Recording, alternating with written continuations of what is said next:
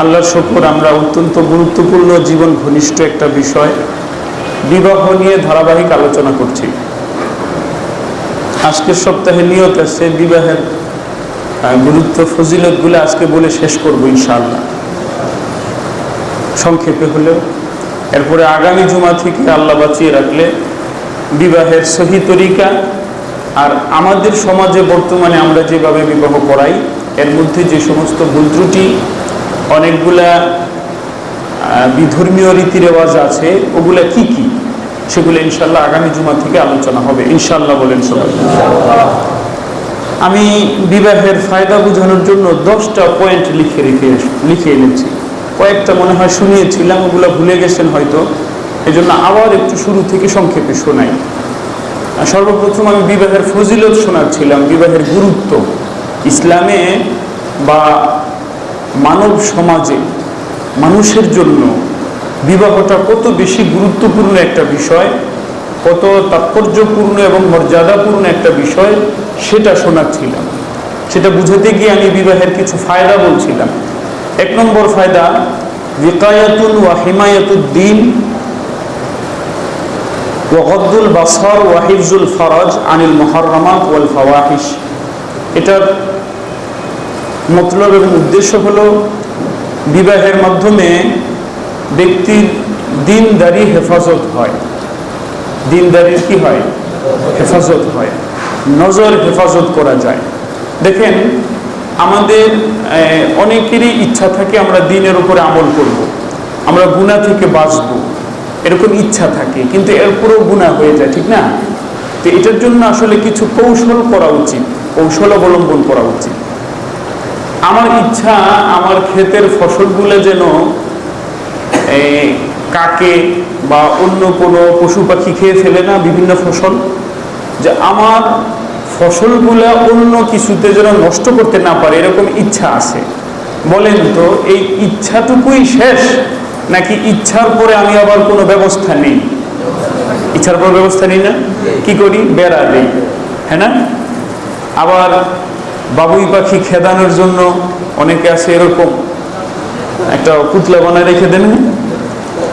আবার অনেকে আছে টিনের সাথে আরো ঝনঝনানি কিছু বাঁধা রেখে দেয়, ওইটার রশ্মি নেটওয়ার্ক বাড়িতে নিয়ে আসে, একটু পরে পরে টান মারে না। তো ইচ্ছা আছে আমার ফসলগুলো যেন নষ্ট না করে, এর সাথে সাথে আমি ব্যবস্থাও নিয়েছি। তো ঠিক একইভাবে আমার ইচ্ছা করতে হবে আমি আল্লাহর নাফরমানির কাছে যাব না। আল্লাহ পাক নারাজ হন, আল্লাহর রাগ আসে, নবীজির নাফরমানি হয়, এরকম কাজ আমি করব না। এই ইচ্ছার সাথে সাথে কিছু ব্যবস্থাও নিতে হবে, বেড়াও দিতে হবে, পাহারাদারও নিযুক্ত করতে হবে। এই পাহারাদারের একটা হলো বিবাহ, এই পাহারাদারের একটাই হলো দাড়ি। আপনি দাড়ি রাখেন, দেখবেন অনেক গুনাহ থেকে বাঁচা আপনার জন্য সহজ হবে। লোকে কি বলবে জানেন? হ্যাঁ, দাড়ি রেখে মিয়া নুরুবিরি খান। কি বলবে? হ্যাঁ মিয়া দাড়ি রেখে নুরুবিরি খান, হ্যাঁ মিয়া দাড়ি রেখে গীবত করতেছেন, হ্যাঁ মিয়া দাড়ি রেখে টিভির সামনে আসছেন। এই যে বলতেছে না, আল্লাহর রহমত, আপনার ফিরার তৌফিক হয়েছে। দেখেন না, আমি আপনাদের ইমাম সাহেব। আচ্ছা বলেন তো, আমার মুসল্লিদের অনেকে বেনসন, স্যামসন, টেনশন কত রকমের বিড়ি খায় না? ওটা কি নুরু বিড়ির চেয়ে আরো মারাত্মক না? ওইটা খায়।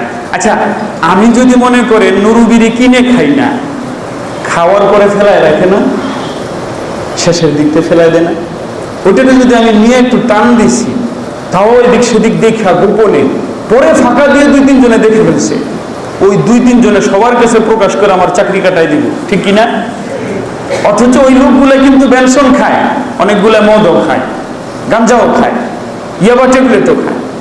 সেও চাবে তার ইমাম সাহেব যেন নুরুবিরি না খায়। এটা ঠিক আছে, ইমাম সাহেবের জন্য নুরুবিরি খাওয়া, ইমাম সাহেবের জন্য হাইটা হাইটা পান খাওয়া, হাসি তামসা করা, IPL BPL এর খেলা দেখা, এগুলো অবশ্যই আপত্তিজনক। ওই ইমাম থাকার যোগ্য না আসলেই। কিন্তু এই যে ইমাম সাহেব এমন ছোট ছোট গুনাহ থেকেও বাঁচতে পারছো কেন? ইমামতির পদটা হলো তার পাহারাদার। বুঝাইতে পারিনি কথাটা? এই দাড়িটা হলো তার পাহারাদার।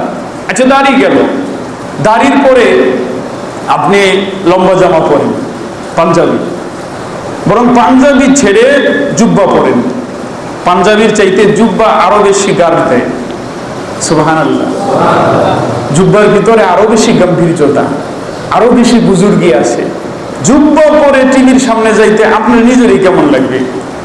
দাড়ি, লম্বা জুব্বা, দেখবেন আপনি অধিকাংশ গুনাহ, অনেক গুনাহ ছাড়তে পারতেছেন। আলহামদুলিল্লাহ বলে। তো কৌশল অবলম্বন করতে হয় কিনা? তো আমাদের প্রতি ইসলামের পক্ষ থেকে নির্দেশনা আছে, বদনজর করা যাবে না, বেগানা নারীর সৌন্দর্যের দিকে তাকানো যাবে না। তো এটা তো আমার ইচ্ছাও আছে, আমি তাকাবো না। কিন্তু বলেন তো, যখন কোনো মানুষের ভিতরে পুরা যৌন চাহিদা থাকবে, বীর্য, এগুলা কিন্তু লজ্জার কথা, কিন্তু আমি সব পরিষ্কার বলি, কথা বুঝাইতে হবে। এই বীর্য প্রচুর পরিমাণে যখন মানুষের শরীরে জমা হয়, তখন সে নিজের উপর কন্ট্রোল করতে পারে না। তখন সে তার এই জৈবিক চাহিদা পুরা করার জন্য খুন করতে হইলেও খুন করে, মেরে ফেলতে হইলেও মেরে ফেলে। আপনারা দেখেন না, বিভিন্ন জায়গায় ধর্ষণের পর আবার মেরেও ফেলে। এগুলোর কারণ আপনার ভিতরে যদি এটা পুরো মাত্রায় আসে, আপনি যতই মন চায় যে আপনি নজর ফিরাবেন, পারবেন না। তো তখন আপনার কর্তব্য কি? আপনার যদি বিবি আসে, আপনার 2-3 দিন পর পর, 1 সপ্তাহ পর পর আপনার চাহিদা যখন পুরা হবে, তখন আপনার জন্য দ্বীনের হুকুম মানা সহজ হবে। হযরত রাসূলুল্লাহ সাল্লাল্লাহু আলাইহি ওয়াসাল্লাম একদিন বের হয়েছেন রাস্তায় বের হওয়ার পরে হঠাৎ করে একটা নারীর প্রতি নজর পড়ে গেছে। নজর পড়ে গেলে পড়ে যাইতে পারে, কারণ আপনি অন্ধ হয়ে তো রাস্তায় হাঁটতে পারবেন না। অন্ধ হয়ে হাঁটলে পড়ে যাবেন না, তো আপনার তো হাঁটতে হবে ঠিক মতো, তাকায় তাকায়। নজর পড়ে গেছে, তো সাথে সাথে ফিরিয়ে ফেলতে হবে। হযরত আলী কাররামাল্লাহু ওয়াজহা রাদিয়াল্লাহু তাআলা আনহু কে হুজুর সাল্লাল্লাহু আলাইহি ওয়াসাল্লাম বলেন, ইয়া আলী লাকান নাজরাতুল উলা ওয়ালা সানিয়া। হে আলী, তোমার যদি নজর একবার পড়ে যায়, এই প্রথম নজরটা ঠিক আছে, দ্বিতীয়বার করতে পারবা না। আপনি বলবেন আমরা তো একটু চালাক, প্রথম নজরটাই দিব 3 কিলোমিটার ব্যাপী। প্রথম নজর কয় কিলোমিটার? 3 কিলোমিটার প্রথম নজর দিলে এটার নজরায় উলা থাকে না, ওইটা সানিয়া, সালেসা, রাবেয়া, খামেসা অনেক হয়ে যায়, ওইটা পারবেন না। হুজুর সাল্লাল্লাহু আলাইহি ওয়াসাল্লাম বের হয়েছেন বাড়ি থেকে, রাস্তায় এসেছেন, তো দেখছেন একটা সুন্দরী মহিলা যাচ্ছে, নজর পড়তে পারে। হুজুর সাল্লাল্লাহু আলাইহি ওয়াসাল্লাম নজর ফিরিয়ে ফেলেছেন। মহিলাটা সুন্দর ছিল, তো তাড়াতাড়ি করে নিজের এক বিবির কাছে চলে গেছেন। বিবির কাছে গিয়ে হুজুর সাল্লাল্লাহু আলাইহি ওয়াসাল্লাম নিজে বিবির সাথে সহবাস করছেন। করার পরে উম্মতের জন্য হাদিস বলে দিলেন, যেটা আম্মাজান বয়ান করতেছেন। সাহাবায়ে কেরামের সামনে এসে বলছেন যে আমি এরকম দেখলাম, এক মহিলার প্রতি আমার নজর পড়েছে, মহিলাটা সুন্দরী ছিল, তো আমার স্ত্রীর কথা মনে পড়েছে, আমি আমার স্ত্রীর কাছে এসে হালাল ভাবে আমার চাহিদা আমি পুরা করছি, তো তোমরাও এমন করবা। সুবহানাল্লাহ। আমাদের নবী যেতে এমন নবী, এই জন্যই তো বিশ্ব নবী উনি, এই জন্যই তো ইসলাম সবচাইতে পুত পবিত্র, সাদা শুভ্র, দাগ মুক্ত একটা সীমানার নাম ইসলাম। ইসলাম আপনাকে কোনো কিছু থেকে বঞ্চিত করবে না, সবকিছুকে সবচাইতে উন্নত, সবচাইতে আধুনিক, সবচাইতে উপযোগী, সবচাইতে সাদা শুভ্র, দাগ মুক্ত, একেবারে নিষ্কলুষ বানাই দিল আপনাকে ইসলাম। আলহামদুলিল্লাহ বলেন। তাহলে বিবাহ করলে 1 নম্বর ফায়দা হলো নিজের দ্বীন হেফাজত করা যায়, চোখের নজর বাঁচানো যায়। ঠিক আছে, আর বেশি ব্যাখ্যা করা যাবে না, আগেও এটার ব্যাখ্যা করেছি।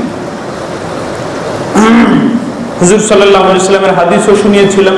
হুজুর সাল্লাল্লাহু আলাইহি ওয়াসাল্লাম বলেন, ইয়া মা'শারাশ শাবাব মান ইসতাতাআ মিনকুমুল বাআতা ফালিয়াতাযাওয়াজ। হে যুবকের দলেরা, যাদের সামর্থ্য আছে তাহলে যেন সে বিবাহ করে নেয়। নবী এবং রসুল এবং আল্লাহ তাআলার যেগুলা নির্দেশ, সেগুলাকে আরবিতে বলে আমর। আরবিতে কি বলে? আমর। আমরের অর্থ হইল ওয়াজিব, আবশ্যক। আল্লাহ এবং তার রসুল কোনো কাজের নির্দেশ দিলে স্বাভাবিক অবস্থায় সেটা আবশ্যক। নবীজি বলেন, হে যুবকের দলেরা, তোমাদের যাদের সামর্থ্য আছে ফালিয়াতাযাওয়াজ, সেজন্য বিবাহ করে নেয়। ফাইন্নাহু আগাদ্দু লিল বাসার ওয়া আহসানু লিল ফারাজ।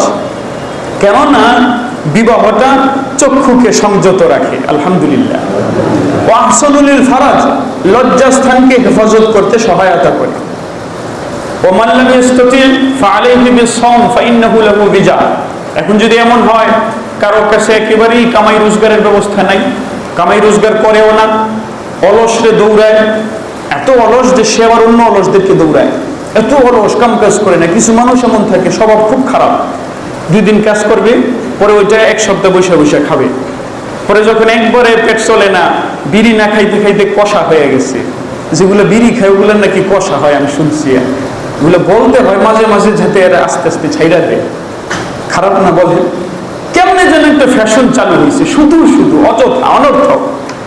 পাবলিক প্লেসগুলোতে দাঁড়ানো যায় না। আপনি চায়ের রেস্টুরেন্টে যান, একটু বাস স্টপে যান, কোথাও যান, বিড়ির গন্ধে দাঁড়াইতে পারবেন না। ধোঁয়ায় এমনিতেই শ্বাস নিতে পারে না অনেকে, আমারও এরকম সমস্যা। ওই সামান্য ধোঁয়াতে আমার দম বন্ধ হয়ে আসে। আবার যদি বিড়ির হয়, একবারে দারুণ সেন্টওয়ালা, তো আমি শুনলাম এগুলো নাকি বিড়ি ছাড়তে পারে না। এটার কারণ হলো বিড়ি খাইতে খাইতে নিজের এমন ক্ষতি করছে, পরে না খাইলে সকালবেলা গিয়া কোতাকুতি করতে হয়, কাম হয় না। পরে কি করে? ওই বাথরুমের ভিতরে বসে বসে নাকি খায়। নাউজুবিল্লাহ। খারাপ কথা না? না, এটাই রুচি হুজুর, আপনি খাইলেন না, বুঝতেন কেমন লাগে। আল্লাহ আমাদেরকে হেফাজত করেন এগুলো খাওয়া থেকে। কি বলছিলাম? ও মানে যখন দেখে একবারে কষা শুরু হয়ে গেছে, বিড়িও কেনার টাকা নেই, পরে আবার যায় একটু কাজ করতে। এমন আছেন অনেক অলস মানুষ। অলসতা ভালো না। অলসতা কি না? ভালো না। অলসতাকে না বলুন, অলসতাকে না বলুন। আল্লাহ আমাদের সবাইকে কর্মঠ বানায় দেন, উদ্যমী বানায় দেন, আমিন বলুন। তো নবীজি সাল্লাল্লাহু আলাইহি ওয়াসাল্লাম বলেন, কারোর কাছে যদি বিবি পালার মতো রুজি রোজগার না থাকে, এরপরে সেও বিবাহ কইরা বউরে না খাওয়াই রাখবে, না, তাহলে সে রোজা রাখবে, সেটাই তাকে গুনাহ থেকে বাঁচায় রাখবে। রোজা রাখবে, রোজা রোজা। এখন এটা আমি বলে দিয়েছিলাম, রোজা দ্বারা উদ্দেশ্য 1-2টা রোজা না। 1-2টা রোজা রাখলে বরং চিকিৎসা বিজ্ঞান বলে শরীরের যৌন চাহিদা আরো বাড়ে। ক্ষুধার্ত অবস্থায় শরীরের যৌন চাহিদা বাড়ে ভরা পেটের তুলনায়। তো 1-2টা রোজা রাখলে আরো কড়া হয়ে যাবে। 1-2টা রোজা না, রোজা রাখতে থাকো, রাখতে রাখতে রাখতে রাখতে রাখতে রাখতে পরে একবারে দুর্বল হয়ে যাবে। ঠিক আছে না? এটা হলো যারা অবিবাহিত, যারা বিবি পালা রুজি রোজগার নাই, এরা এটা করবে। আল্লাহ আমাদের সবাইকে বুঝার তৌফিক দান করেন, আমিন বলি। 2 নম্বর কায়দা আত-তাকাররুবু, 2 নম্বর ফায়দা আত-তাকাররুবু মিনাল্লাহি ওয়া তাআতুহু বিযুররিয়া ওয়া বিহিম তাকসিরুল উম্মাহ। এটার ভিতরে কয়েকটা ফজিলত আছে। একটা হলো নিজের যদি বিবাহ হয়, বিবাহের কারণে সন্তান সন্ততি আসবে, এই সন্তান সন্ততি নিজের অনেক বড় নেকের মাধ্যম, সুবহানাল্লাহ বলেন। এবং এর মাধ্যমে উম্মত অধিক হয়, যেটা বিশ্বনবীর গর্বের কারণ হবে। বিশ্বনবীর গর্ব করবেন আমাকে নিয়ে। আচ্ছা বলেন তো, আমার মতন একটা মানুষ, কত গুনাহ, কত দুর্বলতা, কত রকমের সমস্যা, আমাকে নিয়ে যদি আমার নবী হাসরের মাঠে গর্ব করছেন, এর চাইতে খুশির বিষয় আর হইতে পারে? এর চাইতে সৌভাগ্য আর হইতে পারে? আরেকটা কি? সন্তানরা নেকের মাধ্যম। নবীজি হাদিসে পাকে বলেন, ইযা মাতাল ইনসান ইনকাতা আনহু সাইরু আমালি। মানুষ মারা গেলে তার যাবতীয় আমল বন্ধ হয়ে যায়, ইল্লা আন সালাসিন, তবে 3 প্রকারের আমল চালু থাকে। কয় প্রকারের? 3 প্রকার। এর ভিতরে অত্যন্ত গুরুত্বপূর্ণ যেটা একটা, সেটা হলো ওয়ালাদুন সালিহুন ইয়াদউ লাহু। নেক সন্তান রেখে গেছে, মা বাবা মারা গেছে, এই মা বাবার জন্য সন্তান দোয়া করে। শুধু সন্তান না, ওয়ালাদ শব্দ আগেও বলেছি কিনা জানি না, ইবনুন শব্দ অর্থ হলো ছেলে, বিনতুন শব্দের অর্থ হলো মেয়ে, নিজের থেকে যেটা হয়।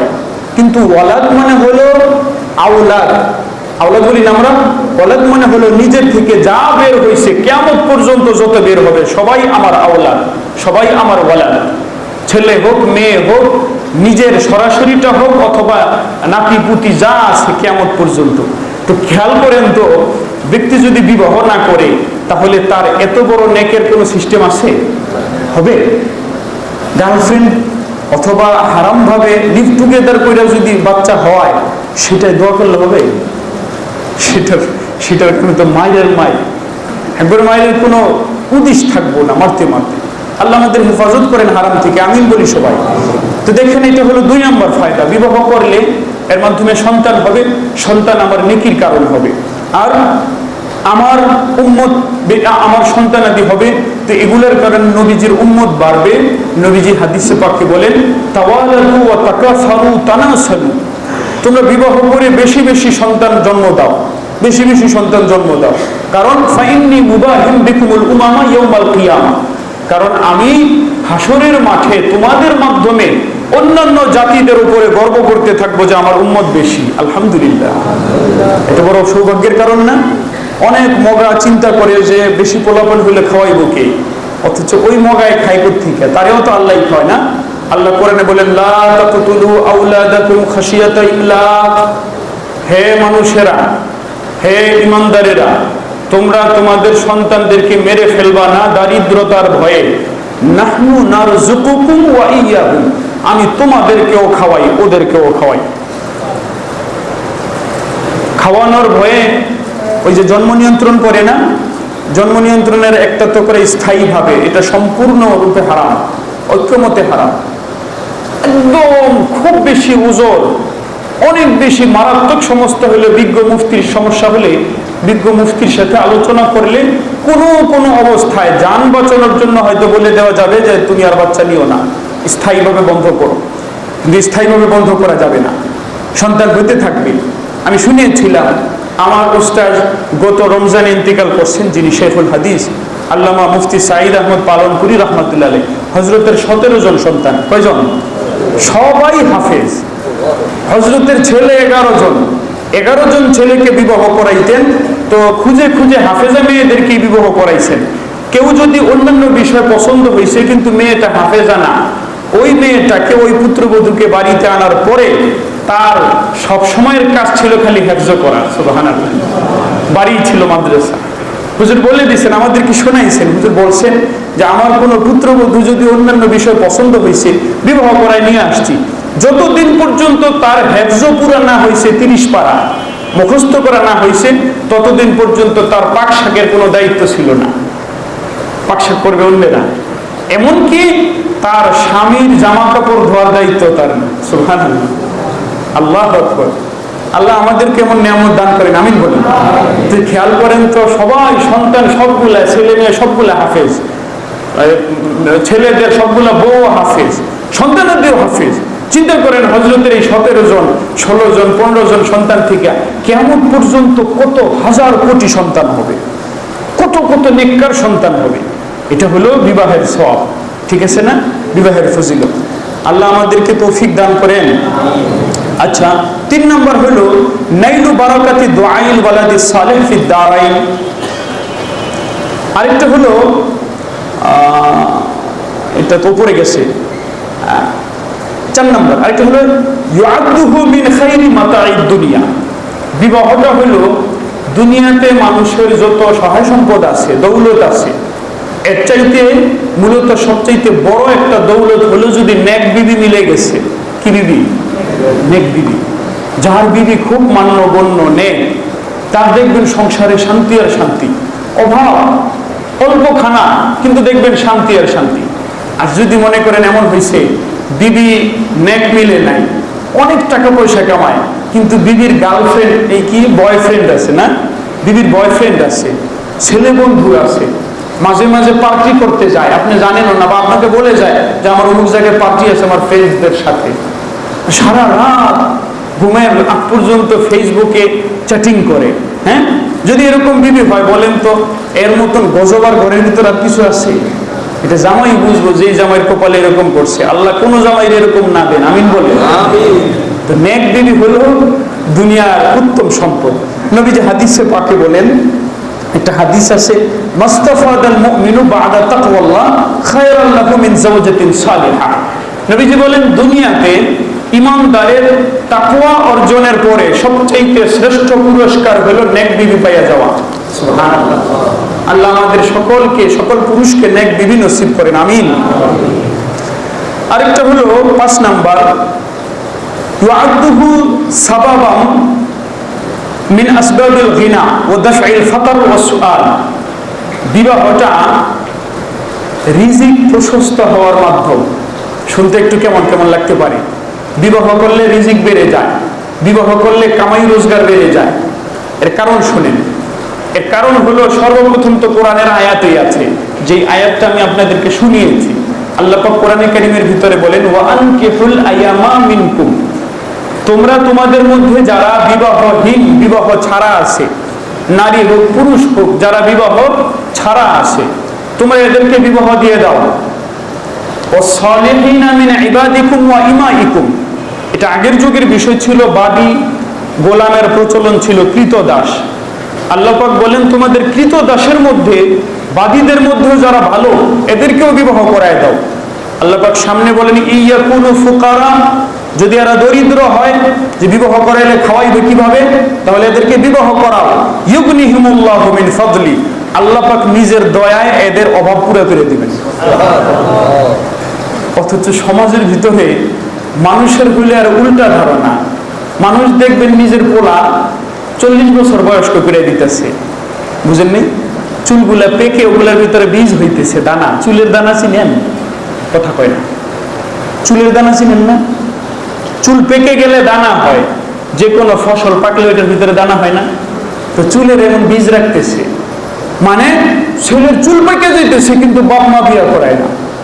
এবার এই ছেলে যত গুনাহ করবে, বাপ মার হবে ওই গুনাহ, এই গুনাহ বাপ মার হবে। বাপ মা কি যুক্তি দেয়? বলে যে আমার ছেলে এখনো লুলা ল্যাংরা, আমার ছেলে এখনো নিজের পায়ে দাঁড়ানো শিখে নাই। যখন আমার ছেলে নিজের পায়ে দাঁড়াবে, তখন আমি বিবাহ করাবো। নিজের ভালো ছেলের ল্যাংরা বলে, কেমন আফসোসের কথা। মানে ল্যাংরার দ্বারা উদ্দেশ্য হয়ে যায়, আর বেশি টাকা পয়সা নাই, বেশি করে কামাইনি। কত কামাবে? কত কামাইতে চায়? দুনিয়ার মানুষের তো পেট ভরবে না। হাদিসে পাকে আছে, বনি আদমের এই পেট শুধু কবরের মাটি ভরতে পারে। কবরে যাওয়ার আগ পর্যন্ত মানুষের অভাব শেষ হবে না, কবরে যাওয়ার আগ পর্যন্ত এই লোভ মিটবে না, কবরে যাওয়ার আগ পর্যন্ত টাকা পয়সার লোভ যাবে না। তো আপনি কত কামাই করাইতে চান? বিবাহ করাই দেন। যে ছেলে উল্টা পাল্টা করে, বেশি কাম কাজ করে না, বিবাহ করাই দেন। ইনশাল্লাহ দেখবেন বাচ্চা কাচ্চা হয়েছে, মোহাব্বতে সংসারই শুরু করে দিচ্ছে। ঠিক আছে না? ছেলেদেরকে বিবাহ করাইতে হবে, উপযুক্ত সময়ে বিবাহ করাই দিতে হবে। 13-14 বছর বয়সে ছেলেটা বালেগ হয়ে যায়। আপনি যদি 25 বছর পর্যন্ত রেখে দেন, একটা যুগ 12টা বছর সে বিবাহ ছাড়া রয়েছে, তার শরীরে যৌবন আসার পরে এত ফিতনার জমানায়, এমন নোংরামির জমানায়, এমন উলঙ্গপনার জমানায় আপনার ছেলে ঠিক আছে কেমনে? সে যদি গুনাহ করে, আপনার গুনাহ হবে, মা বাবার গুনাহ হবে। বিবাহ সহজ করে করাই দেন বিবাহ। এত বেশি ধনী, এত বেশি শিক্ষিত লাগবে না, এর উপযুক্ত যা আছে ওইটাই বিবাহ করাই দেন। এখন বিবাহ করাই দেন, তার সম্পদ বেড়ে যাবে। ইবনু কাসির, তাফসিরে ইবনু কাসির, সেখানে একটা হাদিস উল্লেখ করা হয়েছে। মূলত এটা হযরত আবু বকর সিদ্দিক রাদিয়াল্লাহু তাআলা আনহু বাণী। হযরত আবু বকর সিদ্দিক রাদিয়াল্লাহু তাআলা আনহু বলেন, আতিউল্লাহ ফিমা আমারাকুম বিহি মিনান নিকাহ ইউনজিজ লাকুম মা ওয়া'দাকুম মিনাল গিনা। হযরত আবু বকর সিদ্দিক বলেন যে তোমরা আল্লাহর হুকুম পালন করো বিবাহ করায়া। কারণ আল্লাহ বলছেন, তোমরা তোমাদের অবিবাহিত বিবাহহীন ছেলে মেয়েকে বিবাহ দিয়ে দাও। এরা দরিদ্র হইলে আল্লাহ নিজের দয়া এদেরকে ধনী বানাই দিবেন, এদের অভাব পুরো করে দিবেন। তো হযরত আবু বকর সিদ্দিক বলেন, আল্লাহর হুকুম বিবাহ তোমরা করায় দাও, আর আল্লাহর ওয়াদা যে আমি অভাব পুরো করে দিব, আল্লাহ তারটা করবেন। তোমারটা তুমি করো, আল্লাহ তারটা করবেন। হযরত ইবনে মাসউদ রাদিয়াল্লাহু তাআলা আনহু অনেক বড় উঁচু মানের আলেম সাহাবী ছিলেন। সাহাবীদের ভিতরে কিন্তু সবাই খুব বড় পর্যায়ের আলেম ছিলেন না। যেমন বর্তমানে এই যে আপনারা এখানে আসেন, এখানে সবাই কি খুব বেশি বেশি জ্ঞানী? অনেকে বেশি জ্ঞানী, অনেকে একটু কম হবেন, তারতম্য থাকে না? খুব সাহাবায়ে কেরামের মধ্যে এমন ছিল। সাহাবায়ে কেরামের মধ্যে কেউ কেউ বড় বড় আলেম ছিলেন, কেউ কেউ আরেকটু কম। মেধাও তো সবার একরকম হয় না। তো সবচাইতে মেধাবী বড় আলেমদের একজনের নাম হলো হযরত ইবনু মাসউদ রাদিয়াল্লাহু তাআলা। উনি এত বড় আলেম ছিলেন, হযরত ওমর ফারুক রাদিয়াল্লাহু তাআলা আনহু ওনার দিকে ইশারা করে বলেন, এই যুবক যতদিন তোমাদের মাঝে থাকবে, সে থাকা অবস্থায় কেউ আমার কাছে মাসলা বলবা না, মাসালা জিজ্ঞেস করবা না। চিন্তা করেন কেমন গুরুত্ব দিতেন হযরত ওমর। হযরত ওমর হযরত ইবনু মাসউদ রাদিয়াল্লাহু তাআলা আনহুকে কুফায় পাঠিয়ে দিলেন। ওখানকার মানুষ মুসলমান হয়েছে, তো এরা মুআল্লিম চাইতেছিল।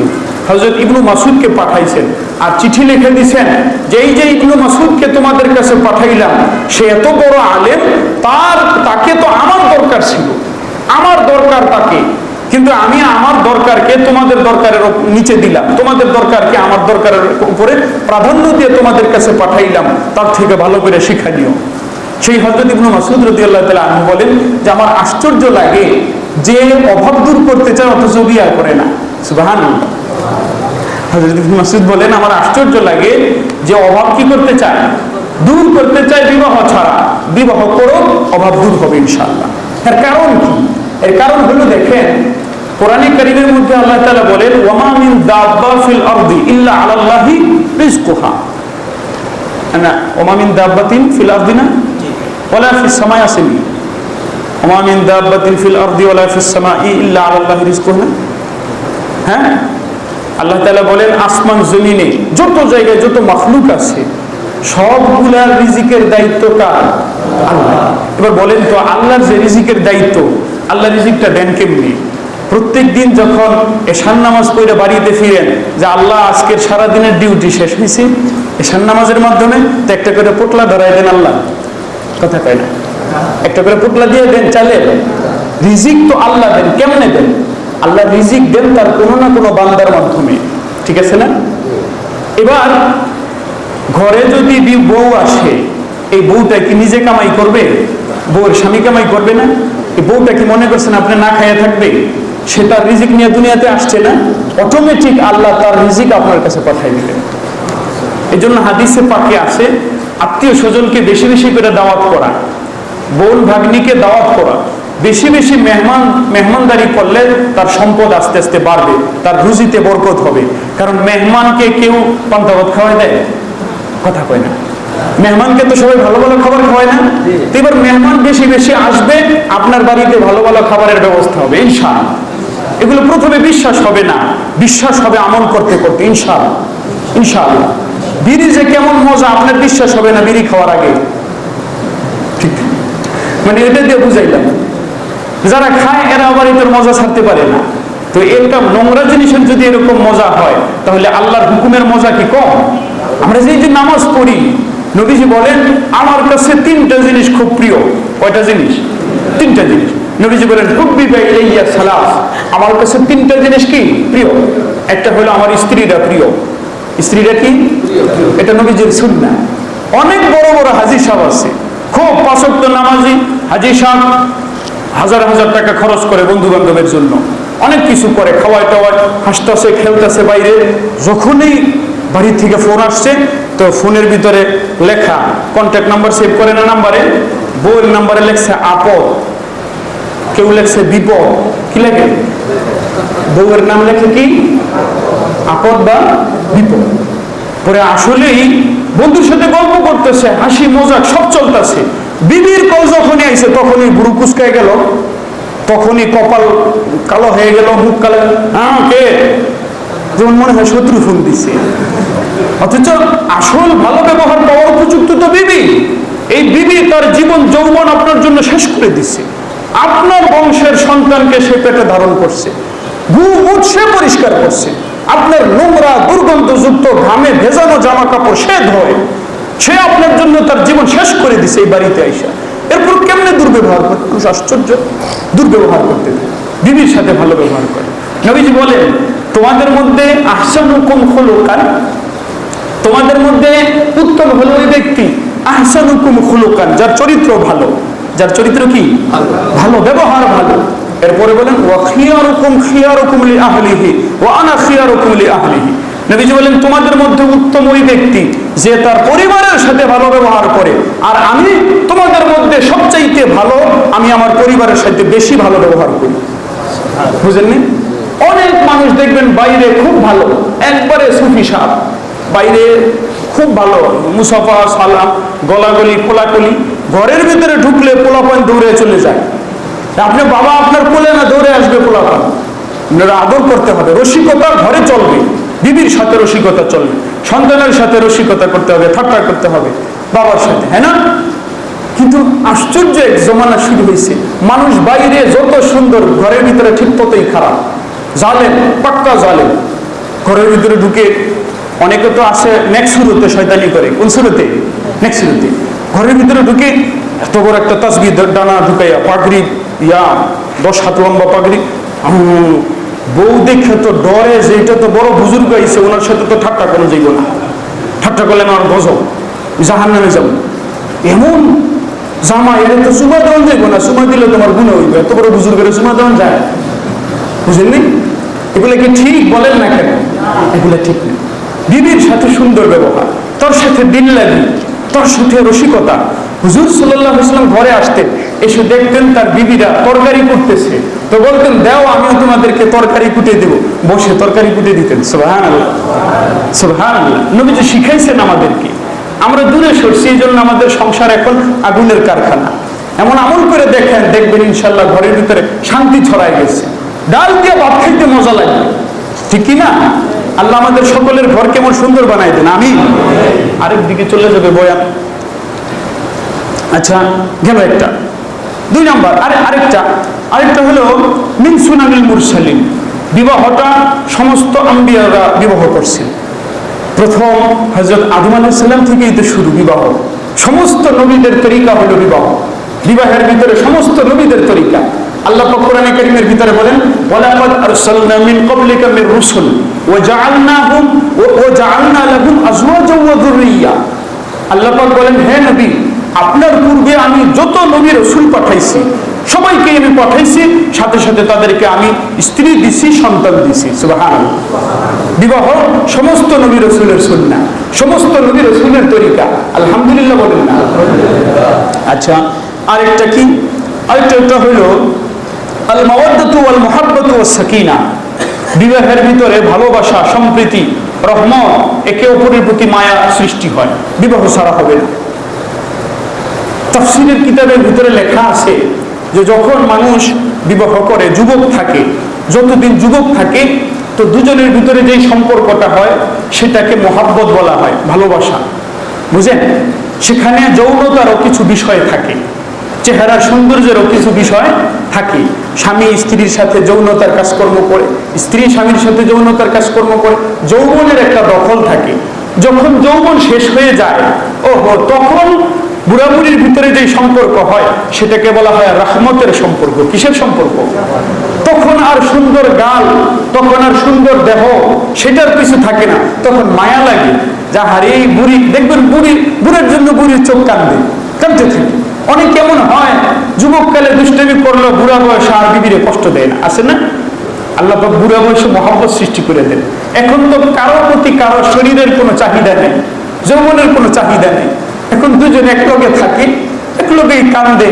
পোলাপন যখন কষ্ট দেয়, দুইটা মিলে একলগেই কান্দে। এমন কোনো জায়গা নাই যেই জায়গায় না গেছি, বুড়া বুড়ির এই কষ্টের কথা না শুনছি। গতকাল একজনে বলতেছে, 2টা ছেলে, একটা জাপান থাকে আর একটা কোরিয়া না কই থাকে, বিয়া করছে, মডার্ন, ওগুলা ঢাকার ভিতরে থাকে, বাড়িতে আসে না, একদম একলা থাকে বুড়া বুড়ি, একদম একলা থাকে। অথচ মানুষ যখন বুড়া হয় তখন মানুষের মন ছোট হয়ে যায়, শিশুদের মতন হয়ে যায়। শিশুদের যেমন বিভিন্ন জিনিস খাইতে মন চায়, তাদের মন খাইতে মন চায়। শিশুরা যেমন শিশুদের সাথে খেলাইতে মন চায়, বুড়া বুড়ির মন চায় নাতি নাতকুরের সাথে খেলাইতে। কিন্তু জালেম পোলাপন এগুলো বুঝেই না। কেন বুঝে না? এই যে বিবাহ সুন্নাত তরিকায় হয়, এই যে যেটা আমাদেরকে নবী যে আদর্শ দিচ্ছেন সেটা থেকে দূরে সরছি। আল্লাহ আমাদের হালতের সংশোধন করে দেন, আমিন বলি সবাই। আচ্ছা দেখেন তো, বিবাহের মধ্যে যৌবন বয়সে মহব্বতের সম্পর্ক থাকে, আর বুড়া হইলে রহমতের সম্পর্ক। রহমতের সম্পর্ক, বুড়া মানুষকে অন্যেরা এত পছন্দ করে না, অত খেদমত টেদমত করতে চায় না, কিন্তু দেখবেন ওই বুড়ি ঠিকই খেদমত করতেছে। বুড়া কেমন সম্পর্ক, কেমন সম্পর্ক। এই যে রোজার ঈদের পরে, আমার আজব লাগতেছে, রোজার ঈদের পরে আমার বিবি, আমার আহলিয়ার বড় ভগ্নিপতি মারা গেছে, বোনের জামাই মারা গেছে, 1 বুধবারে মারা গেল। তো দুলা ভাইটা একটু রাগি মেজাজের ছিলেন, কিন্তু যেমন রাগি আবার এমন মহব্বত। বউরে খুব রাগারাগি করতেন, কিন্তু আবার এত মহব্বত করতেন বুড়া বয়স পর্যন্ত। মানে হার্টের সমস্যা, কিডনি প্রচুর সমস্যা হয়েছিল। তো এই অবস্থায়ও সাবান কিনতে, পাউডার কিনতে নিজে যেতেন, নিজের বিবির জন্য সাবান পাউডার সব কিনে নিয়ে আসতেন। ধনী মানুষ ছিলেন, মিরপুর নিজের বাড়ি, নিজের টাকা দিয়ে বিবির জন্য কিনে নিয়ে আসতেন। যা কইতো ওইটাই কিনে আনতেন, রাগও করতেন আবার মহব্বতও করতেন। তো বুধবারে মারা গেল দুলা ভাই। মারা যাওয়ার পরে আমি গেছি, একবারে বুড়া হয়ে গেছে, বয়স হয়েছিল, ভালো বয়স। ওনাদের এই সময়ের পর্দা জরুরি না, পর্দা থাকে না। আর আমাদের সাথে একটু ঘনিষ্ঠ সম্পর্ক, কাছাকাছি আত্মীয়। তো আমি গেছি, আমার সাথে কাঁদতেছে। ওই যে মানে কিডনি নষ্ট হলে কি যেন করায় না, কি যেন বলে এটা, হ্যাঁ, ডায়ালিসিস না, এটা নাকি অনেক কষ্টের। আমি দেখি নাই এখনো, আল্লাহ তাআলা আমাদেরকে হেফাজত করেন এই সমস্ত রোগবালা থেকে, আমিন। তো এই ডায়ালিসিস করাইতে নিয়ে গেছে, বললে যে ওই দিন আবার উনি জ্বর ছিল, জ্বরে আক্রান্ত ছিল, এই জন্য বেহুশের মতন ঘুমাই রয়েছে। আমি গেল যে গেল, আর ফিরে আসে নাই, এটা বলে কাঁদতেছে। আমি চিন্তা করলাম, হারে বুড়ো মানুষ, কি মহব্বত দেখেন, জ্বরে কাঁদতেছে, যে শেষবার আমি একটু ডাক দিতে পারলাম। আবার বলতেছে যে জান্নাতে কি আমাদের সাথে দেখা হবে, বলুন তো আল্লাহ কেমন মহব্বত দিচ্ছে। বলেন এই মহব্বত কি এরকম সুন্নতি তরিকা বিবাহ ছাড়া অন্য কোথাও আসবে? কোথেকে আসবে? যদি বিবাহের পদ্ধতি না থাকতো, যে যার সাথে যৌবন যতদিন আছে অতদিন কাটাইতো, একবারে কি এই সম্পর্ক থাকতো? এটার নাম হলো মহব্বত আর রহমত। মহব্বত আর রহমত। আল্লাহ আমাদেরকে তৌফিক দান করেন, কবুল করেন, আমিন বলেন। শেষ দুটা। আরেকটা হলো আল ইস্তিফাদাতু মিনাল জানিবাইন মিন উজুহিন মুতাআদ্দিদা। বিবাহের মাধ্যমে নারী পুরুষ একজন থেকে আরেকজন উপকৃত হয় বিভিন্ন ভাবে, শারীরিক ভাবে, আর কামাই রোজগারের ক্ষেত্রে একজন দুর্বল হয় আরেকজন খাওয়া। পুরুষের জন্য সবসময় পাকায় খাওয়া সহজ না, স্ত্রী পাকায় খাওয়াইতেছে। আবার স্ত্রীর জন্য কামাই করা সহজ না, স্বামী কামাই করে খাওয়াইতেছে। বিভিন্ন ভাবে বহুত ফায়দা আছে, আমি সবগুলা আজকের মজমায় শেষ করা যাবে না, এজন্য সংক্ষেপ করছি। বিভিন্ন ভাবে স্বামী থেকে স্ত্রী ফায়দা নেয়, স্ত্রী থেকে স্বামী ফায়দা নেয়, যেটা বিবাহ ছাড়া সম্ভব না। আরেকটা হলো নি'মাতু তাআল্লুকিল মুসাহারা। বিবাহের মাধ্যমে নতুন একটা সম্পর্কের নিয়ামত পাওয়া যায়। সম্পর্কটা নিয়ামত। সম্পর্কটা কি বলেন না? নিয়ামত। এমন এক এলাকায় আপনি বিবাহ করছেন, যে এলাকার লোকদের সাথে আপনার পরিচয়ও ছিল না, তাদের সাথে কোনো রক্তের সম্পর্ক নাই, কোনো সম্পর্ক ছিল না 2 দিন আগ পর্যন্ত। যখন বিবাহ হয়ে গেল, দেখবেন তারা আপনার জন্য জান প্রাণ দিয়ে খাটতেছে, হ্যাঁ না? শ্বশুর তার জামাইকে কি পরিমাণ মহব্বত করে, শাশুড়ি তার জামাইকে কি পরিমাণ মহব্বত করে, আপনার বংশের সন্তানগুলোর তারা কি পরিমাণ মহব্বত করবে, কারণ নাতি, নানা, নানি, না? এই যে বিবাহের মাধ্যমে এই সুন্দর তরিকা পাওয়া যাচ্ছে, এটা পাওয়া যাচ্ছে, এটা বিবাহ ছাড়া সম্ভব না। তো সম্পর্ক, আত্মীয়তা, এটা আল্লাহর একটা নিয়ামত। বিবাহের মাধ্যমে নতুন আরেক ধরনের নিয়ামত পাওয়া যায়, আত্মীয়তার সম্পর্ক পাওয়া যায়। শেষ 4 নম্বর হলো নি'মাতুল আহলি ওয়াল আয়াল।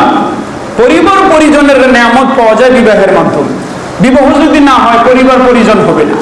আর পরিবার পরিজনের কি পরিমাণ ফায়দা, ওটা তো বলে শেষ করতে পারবো না।